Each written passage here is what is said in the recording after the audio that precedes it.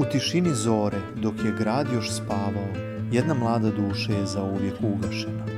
Na magistralnom putu M18, kod Živinica, jutros oko 4 sata, dogodila se teška saobraćajna nesreća u kojoj je život izgubila 19-godišnja Ajla Nuhanović. Mlada, lijepa, nasmijana. Ajla je tog jutra čekala autobus za more sa svojom drugaricom, putovanje kojem se radovala, ljeto koje je trebalo da pamti po sreći, ljubavi i uspomenama. Nikada nije počela. Vozač automobila marke Passat, inicijala VH, rođen 1999. godine iz Kladnja, nalazio se pod dejstvom alkohola. Alkotest je pokazao 0,94 promila. Nije uspio da zaustavi svoje vozilo, niti svoje pogrešne odluke. Udario je Ajlu dok je stajala pored puta. Udario ju je tako silovito da su povrede bile kobne. Ekipa hitne pomoći stigla je brzo, ali prekasno. Ajlin mladi život bio je nepovratno izgubljen, na licu mjesta, u jednom trenu, bez oproštaja. Ajla nije bila samo broj u crnoj statistici.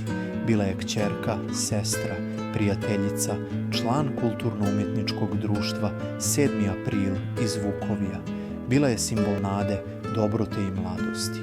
Komšije su je opisivale kao tihu, vrijednu i pristojnu djevojku. Imala je snove, planove i osmijeh koji je uljepšavao dane ljudima oko nje. I danas kada je vijest odjeknula kao grom iz vedra neba, zajednica je zanjemila. Zauvijek. Njena porodica sada ne pakuje kofere za more, već priprema dženazu. Umjesto suvenira ostaju uspomene. Umjesto veselja, bol i tuga koja para dušu. Ova tragedija ponovo otvara staro bolno pitanje. Kada ćemo reći dosta neodgovornosti na putevima? Kada će se vozači prestati igrati sa tuđim životima zbog nekoliko čaša alkohola? Koliko još Ajli moramo da izgubimo da bismo shvatili da volan i alkohol ne idu zajedno? Porodici Ajle Nuhanović upućujemo najdublje saučešće. Neka joj svevišnji podari dženet, a njenima sabur u ovim najtežim trenucima, jer nema većeg bola od gubitka djeteta.